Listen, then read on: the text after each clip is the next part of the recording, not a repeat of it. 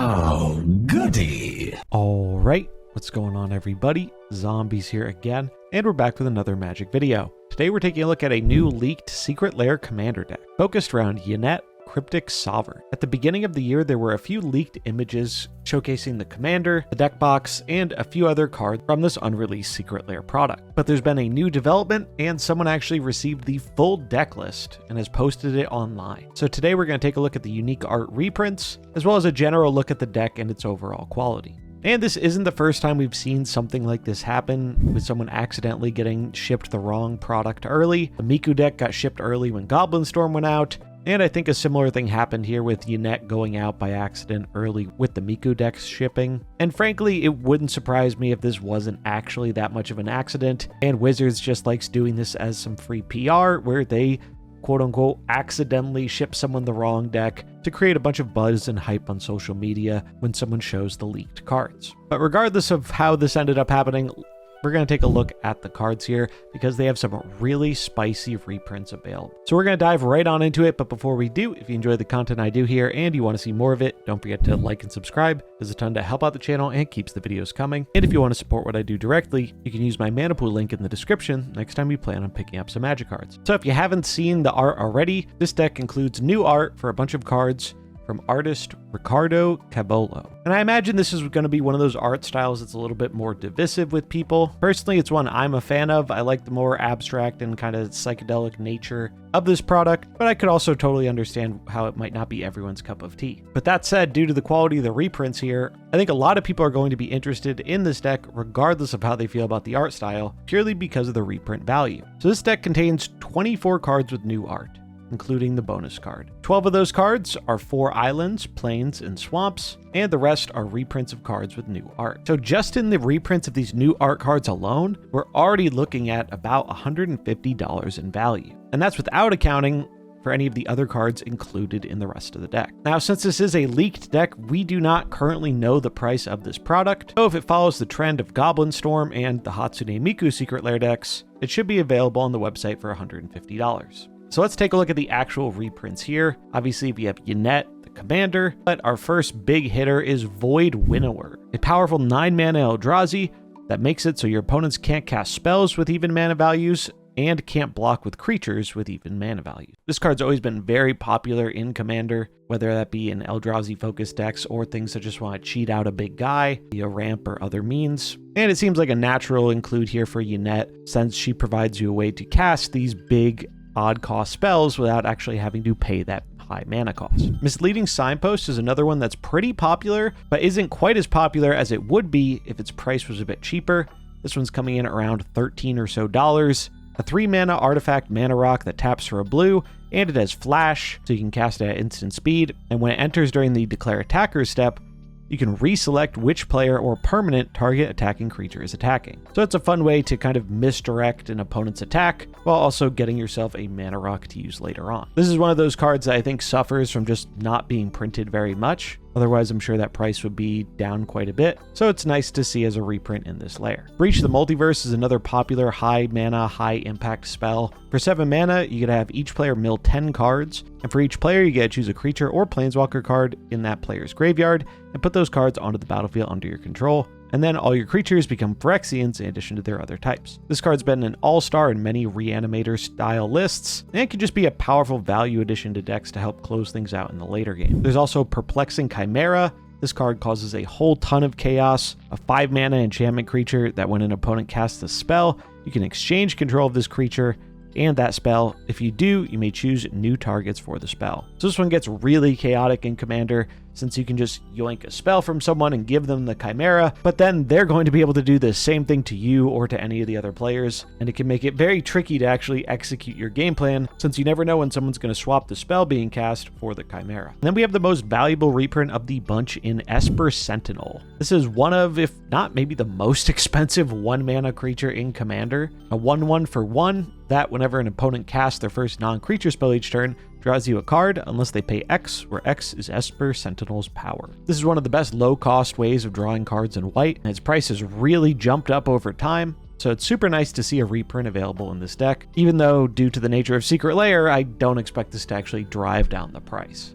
And then another really high value reprint here is Sensei's Divining Top, a 1-mana artifact that lets you pay 1 to look at the top 3 cards of your library and put them back in any order, and you can tap it to draw a card and then put Sensei's Top on top of its owner's library. This is another one of those cards I think would be run in a lot more commander decks if it didn't have such a massive price tag. And it can be especially powerful in combination with shuffle effects, and it obviously has really fantastic synergy with the commander since you can sort those top cards in order to position the most impactful card available to get off Yennette's trigger. We have Virtue of Persistence here too. This one's not quite as crazy reprint value-wise, but it's still not bad, coming in at around $6 to $7. A 7-mana enchantment that makes it so at the beginning of your upkeep, you get to put target creature from a graveyard onto the battlefield under your control, and you can also cast the adventure part of it as a sorcery for 2 mana, make target creature get -3/-3 until end of turn, and you gain 2 life. So it can be used as a nice cheap early game removal spell, and then you can play the bigger, more impactful half of it later on for some reanimation,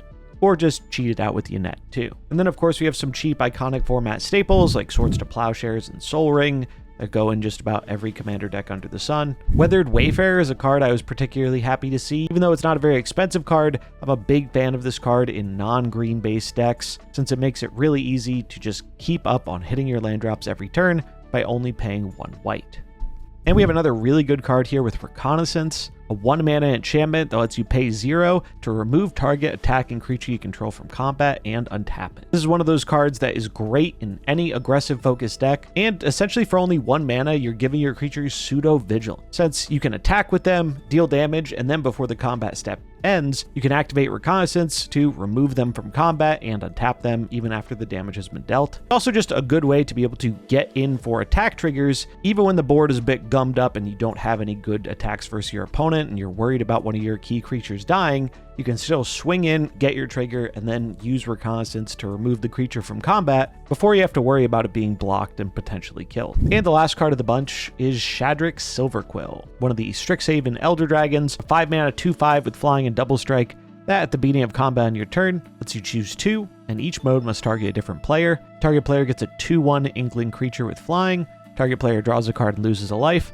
and target player puts a +1 counter on each creature they control. And this one's more of a fun include than anything else, but it's one I still like seeing the new artwork for here, and it's also not a bad hit off the commander. And here we can see all the lands available with their new artwork. So those are all the new art reprints in the Secret Lair, but what about the rest of the cards in the deck, and how well does this deck actually function? If you watched my video about the Hatsune Miku deck, you know I was pretty disappointed with the quality of that deck out of the box. Even though it had some pretty decent reprint value, the deck construction left a lot to be desired. And this deck, by comparison, I think is a lot more coherent than what we saw with Miku. The land count is quite a bit better at 37 lands compared to the 34 Miku had. And overall, it feels pretty coherent with what it's trying to do in the Esper colors. It has decent card draw and interaction, but if there's any area I'd say it's a little bit lacking in, that would probably be the ramp department. There are a lot of high-cost spells in this deck, and while obviously the intent is to cast many of them for free with Yennette, there are enough of them that some are going to naturally end up in your hand as well that you're going to have to hardcast. Plus, Yennette's a 5-mana commander, so to really leverage her most effectively, we want to have a lot of 2 or 3 mana rock pieces that help us get her out ahead of curve. So if there's one big change I'd make to this deck overall, it would most likely be to significantly up the mana rock count. Since right now we're hovering around 10 pieces of ramp, which is by no means bad, but also quite a few of them are 3 mana, so I'd really like to get some more cheaper 2 mana rocks in this list to make things flow a little bit more smoothly. But with that being said, I think this deck is still probably way more coherent out the box than something like the Miku deck was, so I'm very happy to see that. And the good reprint value doesn't stop with just the new art cards. We have things like Troxel the Corrosive, a $15 Mythic Slug Horror that puts slime counters on your opponent's creatures and shrinks them with -1/-1 for each slime counter on them. And when a creature you don't control with a slime counter on it dies, you get to create a 1/1 Black Slug creature token. Doom Whisperer is another really nice include, coming in at around $5 or $6. 5-mana 6/6 Nightmare Demon with flying and trample that lets you pay 2 life to surveil 2, which can be a great way to fill up your graveyard for those reanimation effects, or just guarantee you're going to get a big impact hit off of Yennette's ability. Fate Spinner is another decent one, coming in around that $5 to $6 range. A 3-mana 1/2 human wizard that at the beginning of each opponent's upkeep, that player chooses draw step, main phase, or combat phase. and that player skips each instance of that chosen step or phase this turn. Smuggler's Share is another good one, coming in at around $10, a 3-mana enchantment that makes it so at the beginning of each end step, you draw a card for each opponent who drew 2 or more cards this turn, and then you create a treasure token for each opponent who had 2 or more lands enter under their control this turn. And Aerial Extortionist is a personal favorite of mine. I was happy to see here. A 5-mana 4/3 with flying, that when it enters or deals combat damage to a player, exiles up to 1 target non-land permanent, and for as long as that card remains exiled, its owner may cast it, and whenever another player casts a spell from anywhere other than their hand, you get to draw a card. The land base for this deck is pretty basic, but it's passable as far as precons go, and it is nice to see a command beacon in there as well, since that one's hovering around the $8 to $10 range, which gives you a nice way of getting your commander back to your hand from the zone by sacking it if it ends up costing a bit too much to cast. And for some reason, there's a Yavimaya Cradle of Growth listed in here. I'm not really sure why, since we're not a green deck, but I mean, you are allowed to run this in a non-green commander deck, since it doesn't actually have the green mana symbol on the card. I don't know if that's a user error when it comes to importing the deck list, or if there's another card in here that has some synergy with having forests. I didn't see any on my first glance over the deck, but if you can think of a reason why they put this in here, I'd love to hear it. But nonetheless, I'm pretty happy to see it either way if it's actually in here, since this card has been ticking up quite a bit in recent months, with it now being around that $15+ range. So that's the deck list for the leaked Ynet Cryptic Sovereign Commander deck, featuring new art from Ricardo Cabaldo. So those are the main things I wanted to highlight about the deck. You can find a link in the description if you want to take a look at the full deck list yourself, as well as some images of the new art cards. Now, we still don't know when this is going to come out. The first leaks of this deck were actually at the start of the year, but we only got the full detailed list as of, I think, yesterday. So I thought it was a good time to look at it, and I imagine it's going to come sometime later this year, but nothing has been officially announced yet as of this recording. But here's hoping they keep it to that $150 range, and more importantly, I hope that the Miku experiment was a success, and they'll offer this as a print-to-demand product for at least that first 24 hours like they did last time. Since if that's not the case, this one I imagine is going to sell out incredibly fast just based off the new art reprints alone, since these are very popular cards in the format, and the value of the new arts alone more than justifies that $150 price just from their regular printings. So that's going to wrap it up for this one. Let me know what you think of the deck in the comments below. Is this one you plan on picking up or not, and why? I'd love to hear it. And I'll probably circle back around to this deck whenever it inevitably releases to do some upgrades like I did for the Miku deck. But that's going to wrap it up for this one. I hope you enjoyed it. If you did, remember to like and subscribe, and I'll catch you in the next one. Peace.